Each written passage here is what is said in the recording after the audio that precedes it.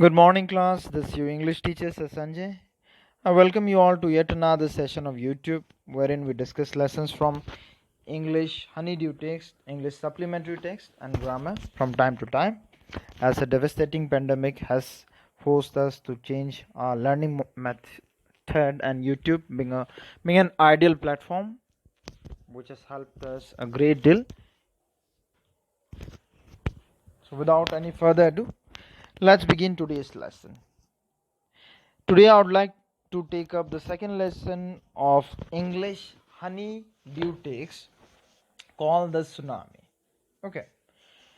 So the word tsunami means underwater earthquake. If you know, it refers or is said to be underwater earthquake. What earthquake is, I believe everyone knows. Now before you read, you ask to take a look at the map of Andaman and Nicobar Islands given here. Just take a look at this map. So it consists of North Andaman, Middle Andaman, Lower Andaman, Port Blair, Little Andaman. Okay, so there's 5-6 islands that I've talked about make Andaman Islands. Now, if we talk about the other island, just a second, class. If we talk about the other island, the Nicobar Island, mention may be made of Car Nicobar. Okay. Car Nicobar, Nankauri, Great Nicobar, Little Nicobar, Kachal, Tarasa, and Indian Ocean, of course, is all over red. The islands are in the Nicobar group of islands. The islands are Car Nicobar, Tarasa, Nankauri, Great Nicobar, Little Nicobar, Kachal. Is it? So now let's move on. Let's see what the preface has. It says, read the sentences below, rewrite the incorrect ones after correcting the mistake. So there might be mistake in some of the sentence. You have to rewrite the sentence by correcting them. It says Kachal is an island. Let's take a look. Where is Kachal? Kachal has been circled. Is it an island? Of course it is. So what is an island? Island is the land surface surrounded by water on all the sides, isn't it? So Kachal qualifies as a perfect island. So let's move on. See, let's begin the story. What tsunami is? I think I've already told you what tsunami is. It's a very large and powerful wave caused by earthquakes under the sea. Okay. So on the 26th December 2004, there was a tsunami that hit island and parts of India, such as Andaman and Nicobar Islands. Okay. And then the Tamil Nadu coast. Of course, the southern part of India, isn't it? The Tamil Nadu coast. So here are some of the stories of courage and survival. So in the face of adversity, what do people do is people rise to the call of occasion. And then there are these extraordinary stories of courage and survival that makes us believe that however challenging or difficult the situation will be, there is always a way out. Okay. It also leaves the preface also leaves a question before us. It says, did animals sense that a tsunami was coming? Some people say that animal sixth sense gets activated before occurrence of such ordeals, and then they get to know. That is why they somehow save themselves by moving into places which would give them protect. Okay. So some stories suggest they did. So children, just take a look at this picture. This is a picture of pure devastation, isn't it? Nature seems to be at full anger if you take a look at this picture. It's not ideal place for anyone to be. So let's start the first part of the story. The stories are all from Andaman and Nicobar archipelago. Archipelago is nothing but a group of many islands and the surrounding sea. Okay. So the first story is about Ignatius. It says Ignatius was the manager of a cooperative society in Kachal. Cooperative society is a society that purely runs on cooperation by each and every member from society. Okay, so Ignatius was the manager of this society in Kachal. Okay, so his wife happens to wake him up at 6 a.m. because she felt an earthquake. Okay, so Ignatius carefully took the television set off its table and put it down on the ground so that it would not fall and break. So, when earthquake or something of this nature comes, people have this tendency to save things by keeping or relocating them at a place which would prevent them from breaking. Okay, so Ignatius puts down his television as soon as his wife tells him that there is this earthquake. Okay, so he puts down this television at a safer place. Now the family rushes out of the house. Okay, so when the tremors stopped, they saw the sea rising. So as the tremors stop, the sea rises. Okay, so in the chaos and confusion, chaos refers to disorder. In the chaos and confusion, two of his children caught hold of the hands of their mother's father. When chaos of this nature happens, people generally do not have ideas to what they should do in order to prevent or save themselves, isn't it?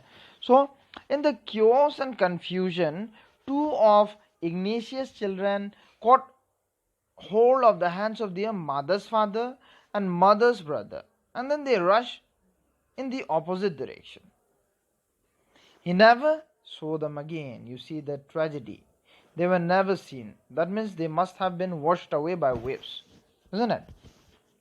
It also says that his wife was also swept away. Such tragedy see happening in matter of few seconds. Only the three other children who came with Ignatius were saved, isn't it? Such a tragedy, class. It really is. So now let's talk about Sanjeev. Sanjeev was a policeman serving in the Kachal Island of the Nicobar group of islands. So Sanjeev was a policeman, alright. Now he somehow managed to save himself, his wife and his baby daughter from the wave. Sanjeev, we are talking about as a policeman who saves himself, his wife, and then his baby daughter. But then he heard cries of help from the wife of John. Now who's this John? John is the guest house cook. Okay, so as Sanjeev was out on his way towards safety, he happens to hear cries of help from wife of John. Okay, so Sanjeev jumped into water to save her, but then the tragedy is both of them were swept away and never to be seen again. Alright, now there is another story of a 13-year-old girl, very young girl, 13-year-old girl, Meghna. See, Meghna was swept away along with her parents and 77 other people. Meghna was a brave little girl, class. She spent 2 days floating in the sea. As she somehow held onto a wooden door, okay, 11 times she saw relief helicopter overhead. Just here, the amount of tragedy she went through. See, she kept afloat in the sea, holding onto a wooden door, and then the relief helicopters. These helicopters usually come in order to check if there are any survivors in the event or occurrence of such disasters. Okay, so 11 times this relief helicopter came and flew overhead, but they never saw her. Finally, as luck would have it, she was brought to the shore by a wave and was found walking on the seashore in a daze. Okay, this also happens, you see. Now there is this 10-year-old boy, very young boy, girl, class to be precise, 10-year-old girl called Almas Javed. Okay, she was a student of Carmel Convent in Port Blair, where her father had a petrol pump. Carmel Convent is a very famous school in Port Blair. So in Port Blair city itself, her father, Almas Javed's father, owned a petrol pump. Okay, and then her mother, Rahila's home was in Nankauri Island. You have to know these things. Her mother's house was in Nankauri Island. Okay, so this family had gone there to celebrate Christmas. It was festival season, isn't it? time of holidays and all. So this family went there at the Nicobar Island in order to celebrate Christmas. So what happens when the tremors came early in the morning? The family was sleeping. They had no idea that there were tremors, earthquake, this and that. This family was asleep. Alma's father saw the sea water receding. He sees the sea water moving back from where it was. Okay. So he triggers or senses something danger. He understood that the water would come rushing back with greater force. Isn't it? So in a bid to save others, what did he do? He woke up everyone and tried to rush them to a safer place. Okay. So as they ran, her grandfather was hit on the head. Tragedy befell him and he was hit on the head by something and he fell down. Now her father came to the rescue of her grandfather. Okay, he rushed to help him. Then came the first giant wave. A giant wave struck and both of them were swept away, never to be seen again. So Alma's family was growing through trouble, deep trouble, isn't it? If you ask me, in a matter of seconds, her father and her grandfather were washed away. Now let's talk about Alma's mother and aunt. See, they stood clinging to the leaves of a coconut tree, calling out to Alma. Okay, they somehow stood clinging to the leaves of coconut tree and they were calling Alma as well to join them. But then a wave uprooted the tree and they too were washed away. Okay, they were washed away as well. The coconut tree did not maintain its ground, it was uprooted in few seconds time. So Alma was all alone now. She saw a log of wood floating. Wood fortunately does not sink, isn't it? So what did Alma do? She climbed onto it. Then she fainted. She lost her sense. When she woke up, she was in a hospital in Camorta.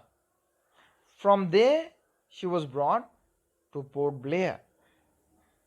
Okay, just imagine if something so devastating happens to a little girl, she would be deeply traumatized, isn't it? So this was the case. She was traumatized. She was in great shock. She was distressed. And it is said that the little girl does not want to talk about the incident with anyone. She is still traumatized. Okay, it is bound to happen, isn't it, class? So this is the conclusion of the first part. Now there is this comprehension check. What does it say? Let's find out. There are some question and answers, class. You can try them on your own, I believe.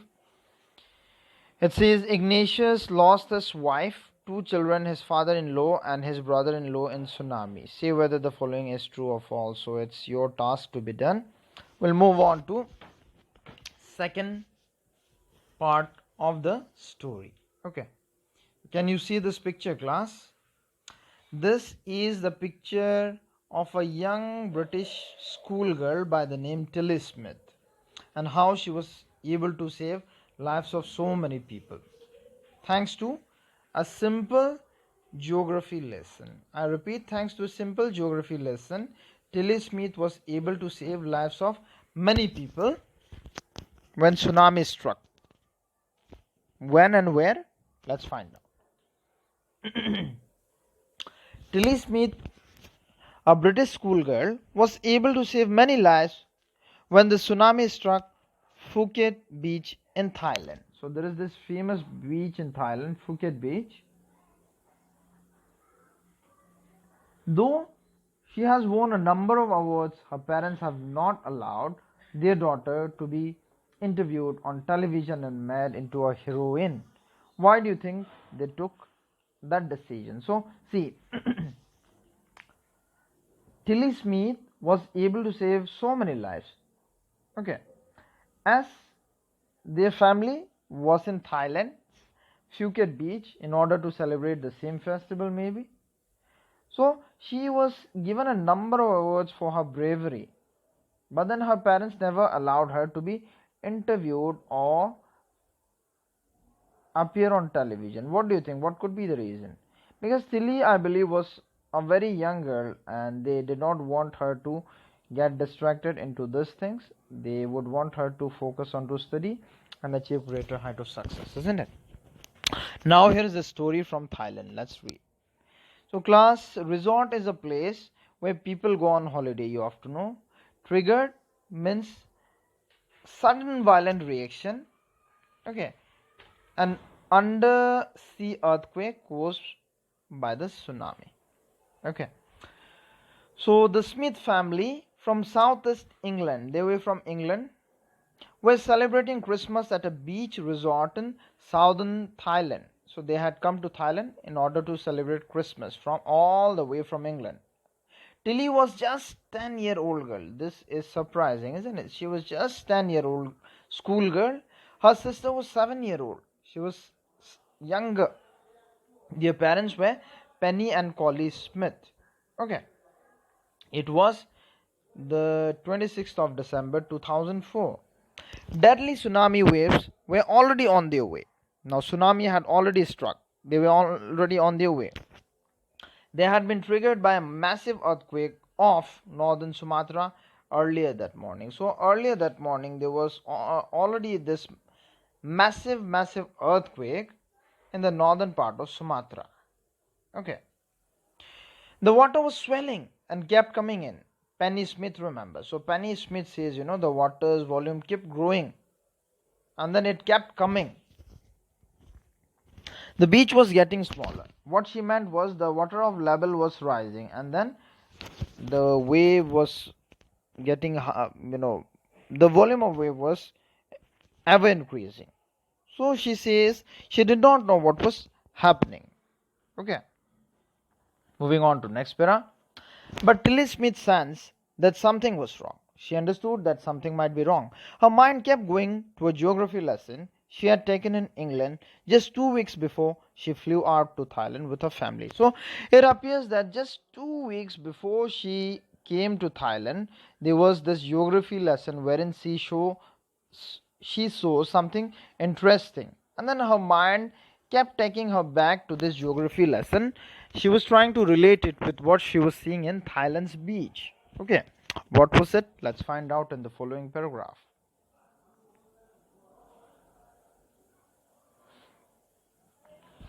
Tilly saw the sea slowly rise and start to form, bubble, and form whirlpools. Okay, sea was showing all color. It was starting to form, bubble, and forming whirlpools, isn't it? Whirlpool, right? So she remembered that she had seen this in a class video of tsunami that had hit the Hawaiian island in 1946. So it so happens that Hawaiian island had a tsunami way back in the year 1946. And then there was some sort of smart class wherein their class was shown this video. Her geography teacher had shown her class the video and told them that tsunamis can be caused by earthquakes, volcanoes and landslides. Okay, wherever tsunamis could be triggered either by earthquake, by volcanoes or by landslides. Okay class, Tilly started to scream. So Tilly started shouting at her family to get off the beach. She told them to get away from the beach. She talked about an earthquake under the sea. She got more and more hysterical. So hysterical is when you are hysterical, you shout, you laugh or you cry in wild excited way without any control over yourself. So she got hysterical as she started relating that there was a massive danger that they were facing. Okay, so her mother recalls that Tilly started getting hysterical.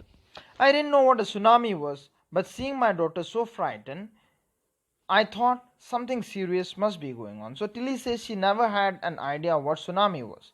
But then when she saw her daughter so frightened, so scared, she knew that something was not right about what was happening. Okay. So Tilly's parents took her and her sister away from the beach. They were taken away from the beach to the swimming pool at the hotel. A number of other tourists also left the beach with them. So many tourists left along with them, thinking there might be some danger. Then it was as if the entire sea had come out after them. So as soon as they had reached the hotel, it appeared as though the sea had entirely followed them. Just imagine. So she says she was screaming, "Run!" Okay.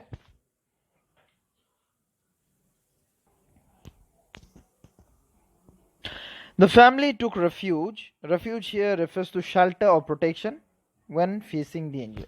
So this family took refuge, shelter in the third floor of the hotel. The building withstood. Building somehow endured or stood strong. Okay, the building withstood the surge of 3 tsunami waves. There were 3 strong tsunami waves, but the building stood still. Okay, it says if they had stayed on the beach, they would not have been alive. They would have died had they stayed at the beach. Okay, the Smiths. The Smiths here refers to the entire Smith family. Later met other tourists who had lost entire families. So they were tourists who had lost entire family, each and every member.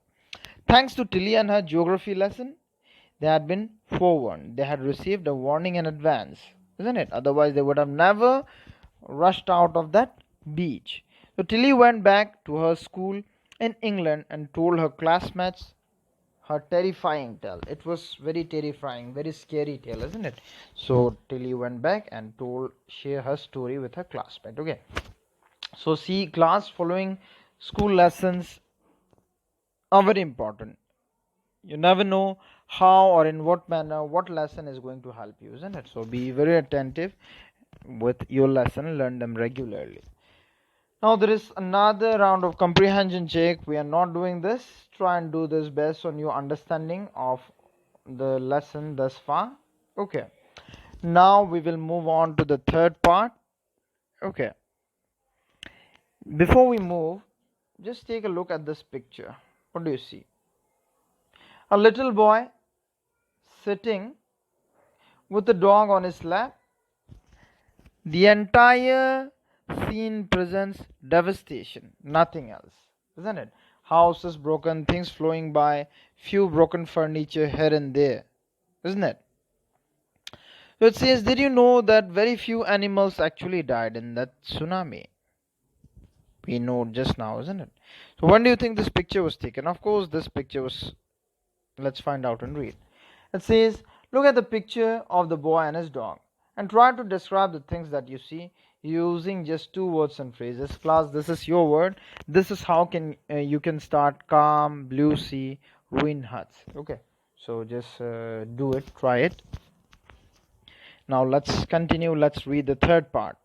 Before the giant waves slammed into the coast in India and Sri Lanka, wild and domestic animals seemed to know what was about to happen. So an interesting claim is made in the first 3 lines. It says, before tsunami took place in India and Sri Lanka, wild and domestic animals seem to have developed a sense that something dangerous was about to happen.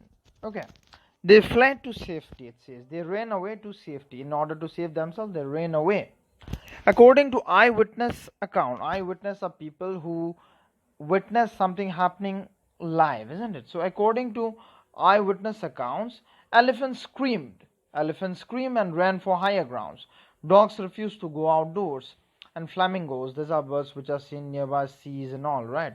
So flamingos abandoned their low-lying breeding areas, and zoo animals rushed into their shelters and could not be enticed to come back out. See, animals, they knew, or they developed a sense that something massive was happening, isn't it? How? Because as eyewitness were saying, elephants started screaming and they ran for higher ground. Dogs refused to go outdoors. Flamingos, they did not go at all to their low-lying breeding areas, and zoo animal, they went as fast as they could back into their shelters and were never willing to come out, come what may. Okay. As we move on to next paragraph, let's see what happens. Many people believe that animals possess a sixth sense and know when the earth is going to shake. Okay, wonderful theory. Animals possess a sixth sense, I was telling you in the beginning, isn't it?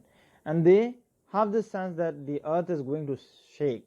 Some experts believe that animals more accurate hearing. Okay, some people say believe that animals hear much better than how we do, than what we do. So some animals more accurate hearing help them to hear or feel earth vibration. So whenever there is sound, there will be a vibration. I believe you have learned this in science classes as well. So some people have this belief that animals have this sensitively accurate hearing sense that helps them hear or feel earth's vibration, and then this is what helps them sense an approaching disaster.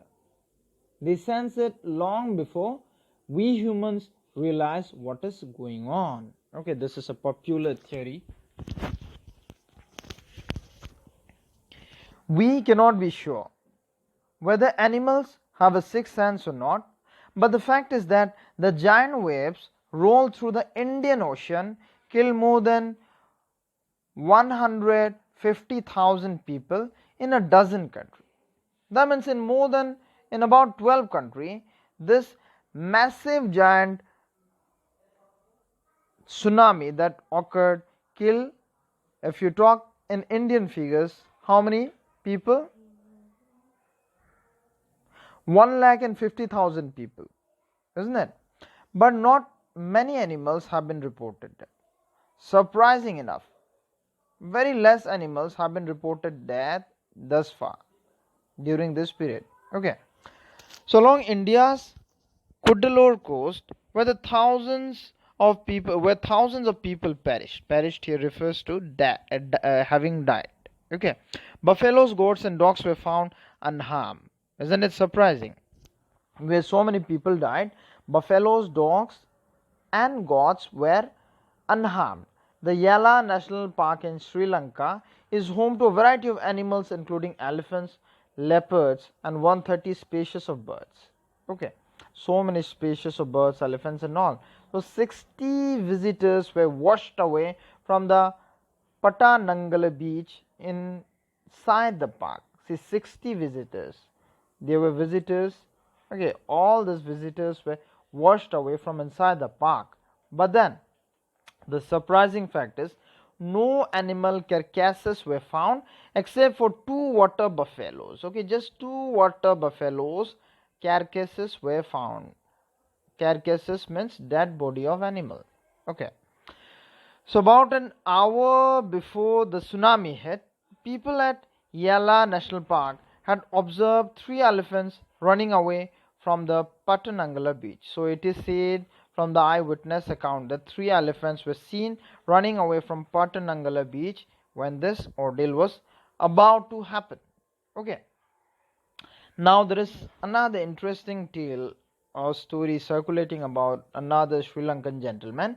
Now this Sri Lankan gentleman, a Sri Lankan gentleman who lives on the coast near Galle, said his 2 dogs would not go for their daily run on the beach. So this gentleman happens to take 2 dogs of his for daily run, some sort of walk on the beach. Okay, so on that day when tsunami occurred, they did not go at all. The man himself says they are usually excited to go on this outing, but on that day they refused to go, and most probably they saved his life. Okay, isn't it wonderful? So some accounts suggest that animals have this sixth sense developed which tells them that something devastating might happen, and as a result saving yourself is important, isn't it, class? So with this, the 3 parts have also concluded. There is this comprehension check, class. So let us just take a quick look at what we have here. It says answer using a phrase or a sentence. In the tsunami, 150,000 people died. How many animals died? Negligible number of animals, you could say, isn't it? So how many people and animal died in Yala National Park we just discussed? What do people say about the elephants of Yala National Park? Some eyewitness has some interesting thing to reveal about three animals, isn't it? So what did the dogs do in Gal do? What did they do? They refused to go for something, isn't it? What is it? Now the real text exercises begins. See, walking with text. There is this session called walking with text. Now, what are the nature of question? Let's find out. As I discuss the following question in class, then write your answer. When he felt earthquake, do you think Ignatius immediately worried about a tsunami? I don't think he did, isn't it? You asked to give reason. Of course he did not, because for obvious reason, isn't it? He did some of the things that have just been explained to class. You go for making this answer on your own. Then there is a second part as well. Which sentences in the text tells you that Ignatius' family did not have any time to discuss and plan their course of action after the tsunami struck? Most of the family that perished or that had to face extremity actually had no time at all to react, because they had no idea. Question number 2. Which words in the list below describes Sanjeev in your opinion? So there is a box with a number of adjectives, I believe. So you are asked to pick up these words to describe Sanjeev, isn't it? It says your opinion. Okay. So the words are cheerful, ambitious, brash, brave, careless, heroic, selfless, heartless, humorous. So class, if you do not know meanings of some of the words written in this box, I suggest use a dictionary. It's high time that you do, because you are in 8th standard, and then try to do it. So using the words from the list, try to complete the 3 sentences below. Okay, so that is it. Moving on, question number 3. How are Meghna and Alma's stories similar? Quite similar, isn't it? Both young girls and both lost families and all, and then they survived. So you are going to draw similarity by writing them. Question number 4. What are the different ways in which Tilly's parents could have reacted to her behavior? What would you have done if you were in their place? I believe we should do exactly what Tilly's parents did, isn't it? If Tilly's award was to be shared, who do you think she should share it with, her parents or her geography teacher? I think the answer is quite obvious here, the geography teacher, isn't it? Because if it were not for the geography teacher, she would never have known this. So what are the 2 different ideas about why so few animals were killed in the tsunami? Which idea do you find more believable? So class, do it on your own. Interesting ideas were shared, isn't it? Working with language. You asked to go through part 1 carefully and make a list of as many words as you can find that indicate movement of different kinds. There is one word that occurs repeatedly. Count how many times, put them into categories. Fast movement, slow movement, neither slow nor fast. 3 different categories have been said. You asked to explain why there are so many words in the column and not in the others. Okay, so yeah, there is this next question from working with language series section. It says filling in the blank. Fill in the blank in the sentences below. The verbs given in bracket will give you a clue. The earth trembled, but not many people felt the tremble. What will it be? Tremor, isn't it? So try and do it on your own, class. Then match the following. Study the sentences in column A and B. Megha was swept away. The wave swept Meghna away. Yes, voice.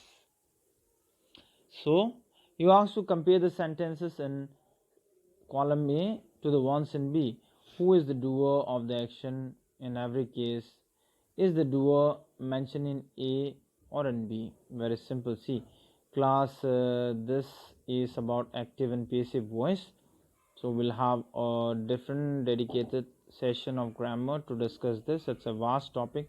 As of now, try and do this in 7th standard. Already, I believe we have discussed this. So you shouldn't have much of a trouble. Now, moving on to next exercise, it says say whether the following sentences are in active or passive voice, write A or P in each sentence as shown in the first sentence. Someone stole my bicycle. Of course, active, isn't it? The tires were deflated by the traffic police. This is passive. Traffic police deflated the tire will be active. So try and do it on your own. This will be passive. Try at least. If you have problem, of course, we will find ways to solve them. Then there is the speaking and writing section. What is this about? It says, suppose you are one of the volunteers who went to Andaman and Nicobar Island for relief work after the tsunami. You work in the relief camp distributing food, water, medicine among the victims. You listen to various stories of bravery, ordinary people, even if they fight against odds to bring about some semblance of normalcy in their lives. So you admire their grit and determination. You ask to make a diary entry. From class 5 onwards, we have been dealing with diary entry, isn't it? So you make an attempt at writing this on your own. Then the story shows how a little girl saved the lives of so many tourists when tsunami struck the beach. Thanks to geography lessons that she had learnt at school, she remembered the visuals of tsunami and warned her parents. So you asked to write your experience in a paragraph of about 90 to 100 words or narrate it to whole class like an anecdote. So do you remember any incident when something that you learned in the classroom helped you in some way outside? It must have helped you, isn't it? So this is what. Another interesting fact about Kachal class, it's one of the largest island in central group. It is about 61 square miles in area. Okay, it is slightly hilly at the center, but otherwise remarkably flat. Betty at the party. Class, read this poem on your own. So with this class, we come to conclusion of today's session. Thank you everyone for watching. Keep learning, keep working hard. Bye bye. Have a great time.